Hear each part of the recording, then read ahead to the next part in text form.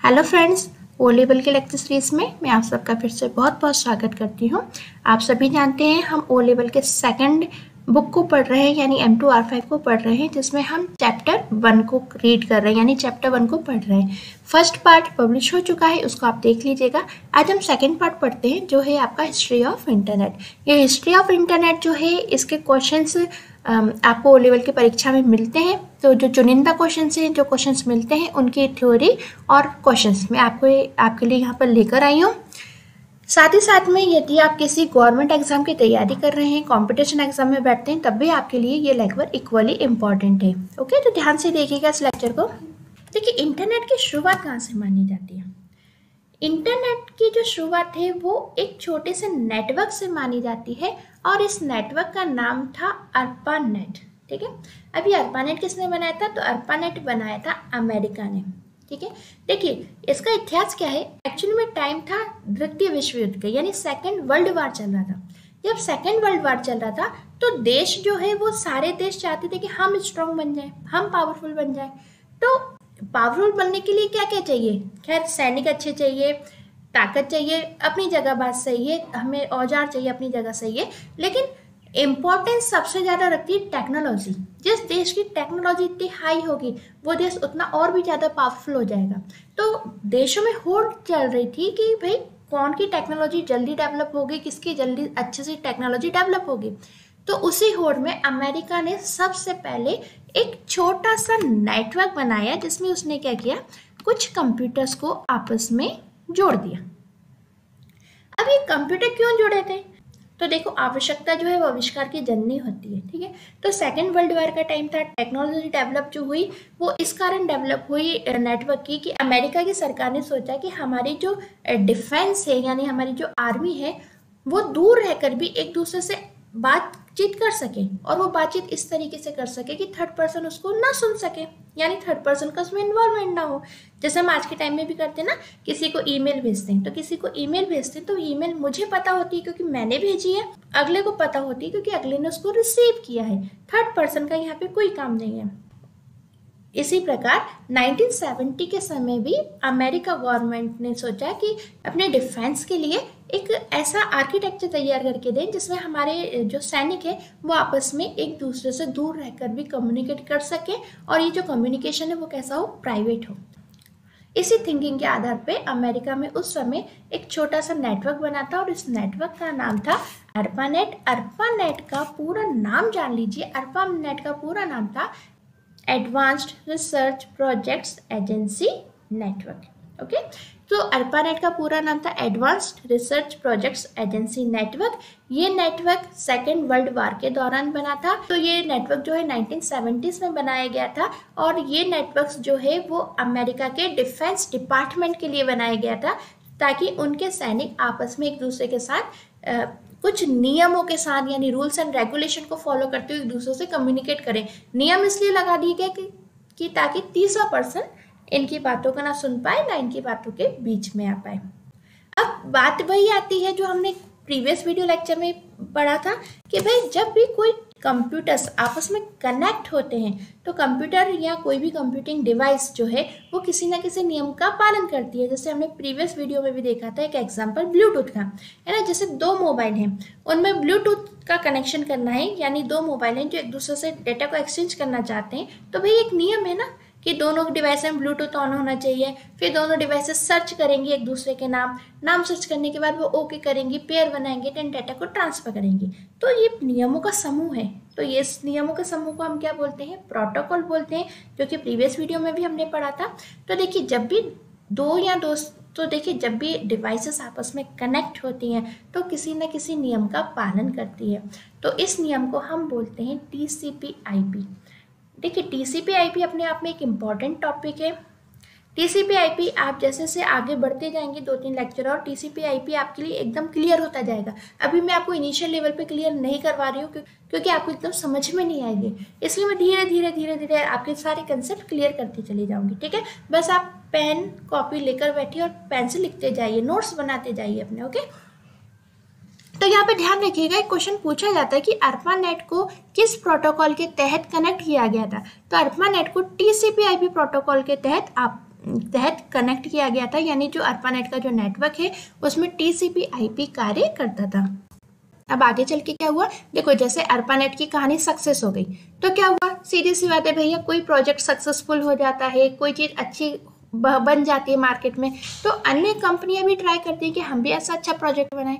तो जब ARPANET successful रहा तब एक नया ऑर्गेनाइजेशन उभर के आया जिसका नाम था national science foundation. National science foundation ने कहा क्यों ना हम भी एक अच्छा दूसरा नेटवर्क बना दें जो कि काफ़ी चले, जैसे ARPANET चल गया, ऐसे हमारा भी जो प्रोडक्ट है यानी हमारा जो नेटवर्क है वो भी चले। तो ARPANET के बाद एक दूसरा नेटवर्क बना जिसको हम बोलते हैं NSF नेट। NSF नेट का मतलब है नेशनल साइंस फाउंडेशन नेटवर्क। तो नेशनल साइंस फाउंडेशन नेटवर्क ने क्या किया, जो भी बड़ी बड़े ऑर्गेनाइजेशन से, बड़ी यूनिवर्सिटी से, बड़े कॉलेजेस हैं, इन सबको आपस में कनेक्ट करना शुरू कर दिया। तो देखिए जब कॉलेज यूनिवर्सिटीज़ कनेक्ट होने लगे तो सीधी सी बात है और भी कई ऑर्गेनाइजेशंस आए, वो भी कनेक्ट होने लगे। तो इस तरीके से जो नेटवर्क है वो विस्तार रूप लेता जा रहा था। अच्छा ये ध्यान रखिएगा, ये जो विस्तार हो रहा था नेटवर्क का, इस समय सिर्फ और सिर्फ अमेरिका में हो रहा था, बाकी जगह अभी इंटरनेट नहीं था, ठीक है, सिर्फ अमेरिका में ही विस्तार हो रहा था। बाकी जगह कैसे आया अभी हम इसको डिस्कस करेंगे। ARPANET तो सिर्फ और सिर्फ डिफेंस के लिए बनाया गया था, डिफेंस का जो डिपार्टमेंट है वो इसका यूज़ करता था। फिर नई कंपनी आई, नया ऑर्गेनाइजेशन आया जिसको नेशनल साइंस फाउंडेशन बोलते हैं, और नेशनल साइंस फाउंडेशन ने फिर ARPANET के देखकर अपना एक खुद का नेटवर्क तैयार किया, जिसमें उसने क्या किया, अमेरिका के जो कॉलेज हैं, बड़े बड़े यूनिवर्सिटीज़ हैं, जो भी उनके अच्छे अच्छे नेटवर्क्स हैं, यानी जिनके यहाँ भी बड़े बड़े नेटवर्क है, जो बड़ी बड़ी संस्थाएं, उनको आपस में कनेक्ट करना शुरू कर दिया। अब सीधी सी बात है कि बड़े बड़े कॉलेज कनेक्ट हो रहे हैं, यूनिवर्सिटीज आपस में कनेक्ट हो रही हैं, कई सारे ऑर्गेनाइजेशंस आपस में कनेक्ट हो रहे हैं, तो जो साइट्स हैं वो बढ़ती जा रही हैं। साइट्स का यहाँ पर मतलब है कि यूज़ करने वाले जो कंप्यूटर है, जो इंटरनेट का यूज़ कर रहे हैं, वो कंप्यूटर बढ़ते जा रहे हैं। अब जब कंप्यूटर खूब सारे बढ़ते जा रहे हैं तो देखिए परेशानी आनी तो शुरू होगी 100%, सीधी सी बात है ना। यदि मोबाइल मान लो पूरी दुनिया में 1 या 2 है तब तो कोई प्रॉब्लम नहीं है, लेकिन पूरी दुनिया में सभी के पास मोबाइल है तो यहाँ पे ज़रूरी है कि आपके मोबाइल को रजिस्टर्ड करवाएं। इसीलिए आपके जितने भी मोबाइल फ़ोन आते हैं इनका एक अपना IMEI एड्रेस होता है, यानी एक हार्डवेयर एड्रेस होता है, मोबाइल का एक पर्टिकुलर नंबर होता है, यदि आपका मोबाइल चोरी हो जाए तो उस नंबर से वो मोबाइल मिल जाता है ना। इसी प्रकार अब कई सारे कंप्यूटर इंटरनेट से कनेक्ट होने लगे, तो इंटरनेट से कनेक्ट होने लगे तो अब आवश्यकता पड़ी कि भाई प्रत्येक कंप्यूटर की अपनी कोई ना कोई पहचान बन जाए। तो पहचान बनाने के लिए क्या हुआ, प्रत्येक कंप्यूटर की अपनी एक पहचान बन जाए, इसके लिए NSF ने क्या किया, एक इंटरनिक प्रोवाइड किया प्रत्येक कंप्यूटर को, ताकि वो सभी कंप्यूटरों को इंटरनेट सर्विस दे सके। अब इंटरनिक क्या है, तो इंटरनिक का फुल फॉर्म होता है इंटरनेट नेटवर्क इंफॉर्मेशन सेंटर। याद रखिएगा ये डेफिनेशन पूछी जाती है, सॉरी ये फुल फॉर्म पूछ लिया जाता है कि इंटरनिक का फुल फॉर्म बताइए। तो इंटरनिक का फुल फॉर्म होता है इंटरनेट नेटवर्क इंफॉर्मेशन सेंटर। तो क्या हुआ, देखो कई सारी साइट्स बनने लगे, यानी कि कई जगह इंटरनेट कई जगह के कंप्यूटर्स जो है वो इंटरनेट से कनेक्ट होने लगे।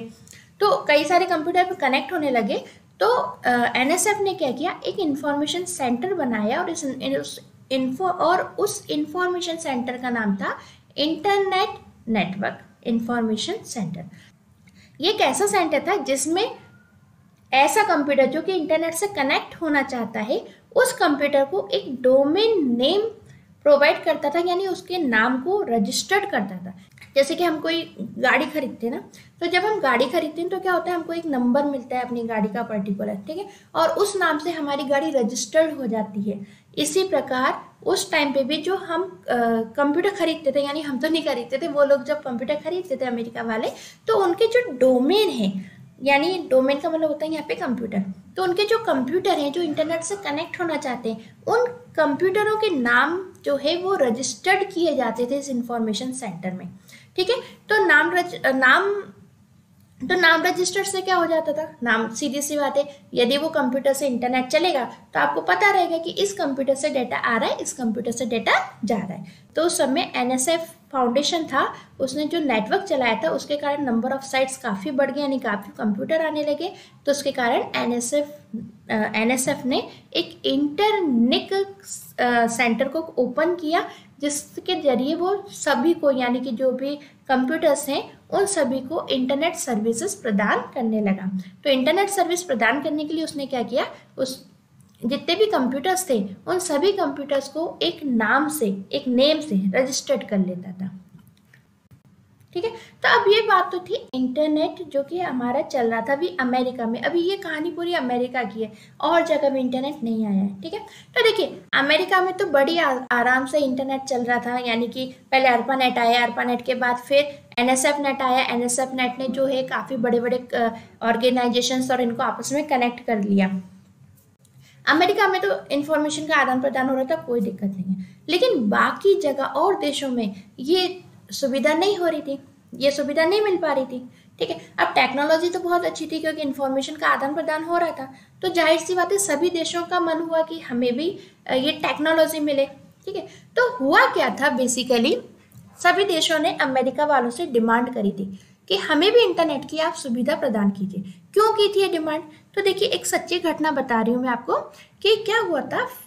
सेकेंड वर्ल्ड वार का तो टाइम चल ही रहा था, द्वितीय विश्व युद्ध चल ही रहा था। अब सीधी सी बात है भैया, द्वितीय विश्व युद्ध चल रहा है तो प्रत्येक देश अगले देश को अपना दुश्मन मानता है। अब ऐसे में क्या हुआ, फिलीपींस देश है, उसका जहाज रशिया के ऊपर से गुजरा। तो सीधी सी बात है, रशिया वालों ने सोचा हो सकता है ये हमारे ऊपर हमला करने आए हों। हालांकि उनका उद्देश्य कोई हमले का नहीं था, वो तो बस उड़ रहा था, और उड़ते उड़ते वो रशिया वाले एरिया में पहुंच गया। तो रशिया वालों ने उस जहाज को उड़ा दिया।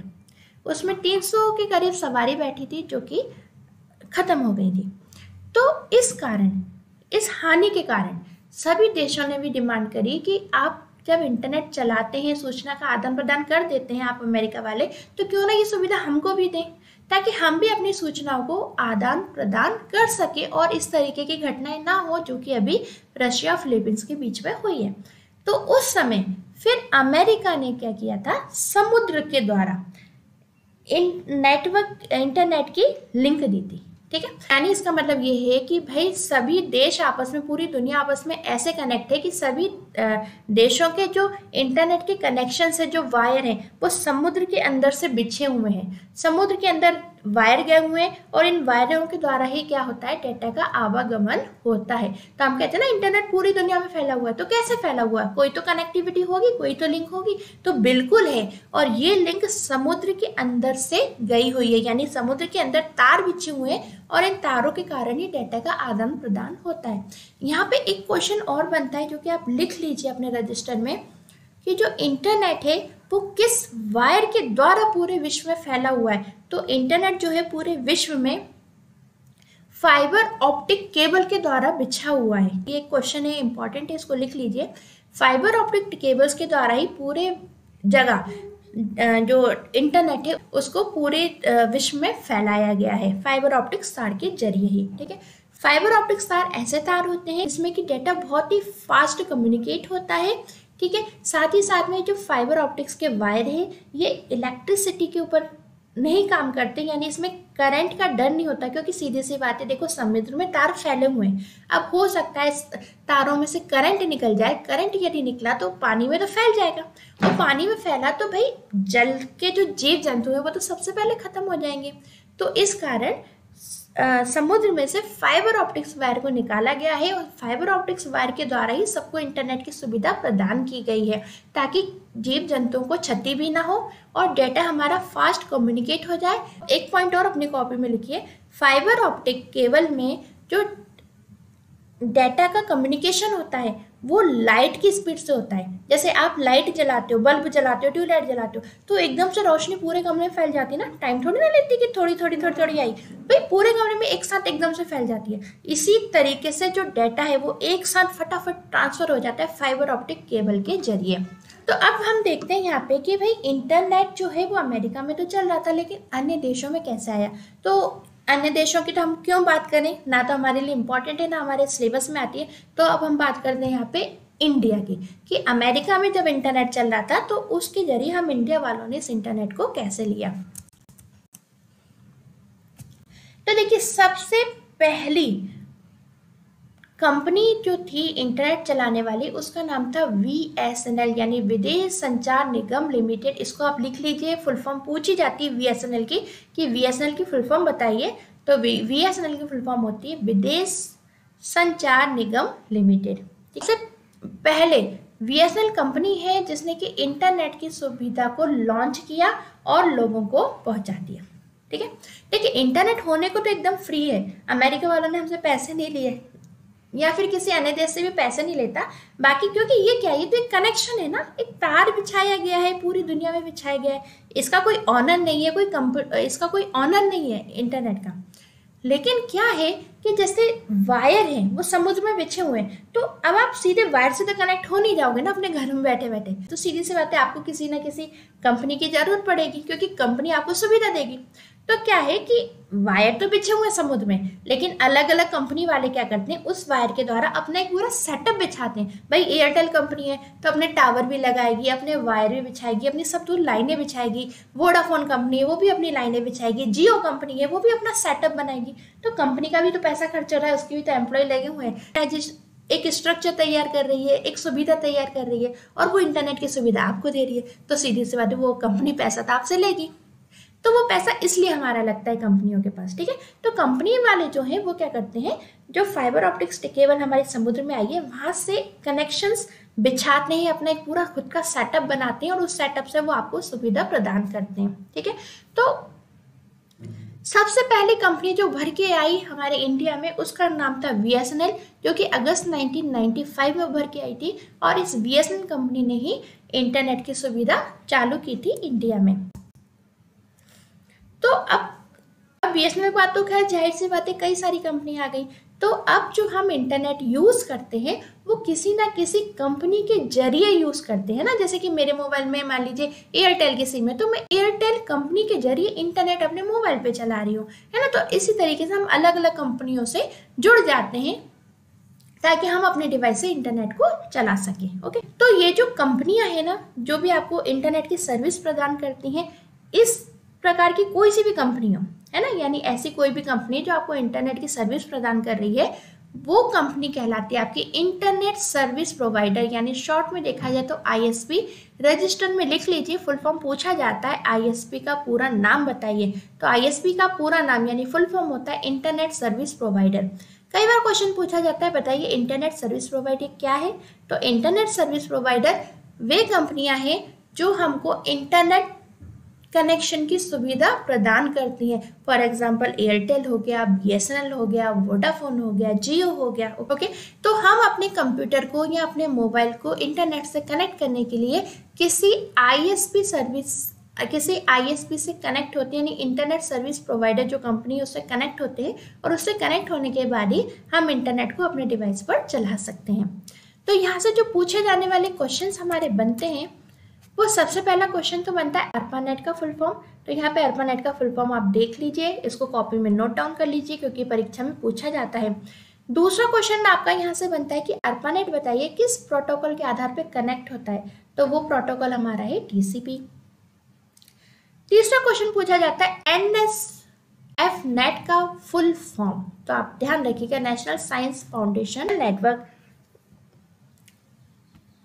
इंटरनिक का फुल फॉर्म पूछा जाता है कि इंटरनिक का पूरा नाम बताइए। तो इंटरनिक का पूरा नाम है इंटरनेट नेटवर्क इंफॉर्मेशन सेंटर। ये सारी चीज़ें प्लीज़ आप अपने कंप्यूटर, अपनी बुक में नोट डाउन कर लीजिए, काफ़ी इंपॉर्टेंट है। फिर एक क्वेश्चन बनता है कि इंडिया में सबसे पहली ISP कौन सी थी, यानी सबसे पहले इंटरनेट को सेवा प्रदान करने वाली कंपनी कौन सी थी। तो वो कंपनी थी हमारी VSNL, विदेश संचार निगम लिमिटेड। ISP का पूरा नाम पूछा जाता है, तो ISP का पूरा नाम होता है इंटरनेट सर्विस प्रोवाइडर। ये इंटरनेट सर्विस प्रोवाइडर जो कंपनी है वो हमको टेलीफोन लाइन के जरिए इंटरनेट के कनेक्शंस प्रदान करती है। और अब तो वायरलेस का ज़माना है, तो हमको ये वायरलेसली मोबाइल पे सीधे इंटरनेट चलाने की सुविधा प्रदान करती है। अब अब इसमें से जो सबसे ज़्यादा पूछा जाता है, वैसे तो मैंने अभी आपको कुछ इंपॉर्टेंट क्वेश्चन बता दिए हैं, आप उसे नोट डाउन कर लीजिएगा, बट सबसे ज़्यादा पूछा जाने वाला क्वेश्चन है ARPANET का फुल फॉर्म, यानी ARPANET स्टैंड्स फॉर। ठीक है, तो इसका मतलब हुआ ARPANET का क्या मतलब है। तो ऑप्शन थे कि advance research projects agency network, advance research project agency network, asymmetric routine project agency network, ये तो बिल्कुल नहीं हो सकता, और चौथा है नन। तो यहाँ पर देखिए हम पढ़ के आए ऊपर advance research projects agency network. तो यहाँ पे आपको क्या ध्यान रखना है, देखिए ये दो लाइनें बिल्कुल सेम दिख रही हैं, अंतर क्या है, यहाँ पे प्रोजेक्ट्स लिखा हुआ है, एस लगा, यहाँ पे प्रोजेक्ट लिखा हुआ है, तो जो ए ऑप्शन है वो हमारा यहाँ पर सही रहेगा।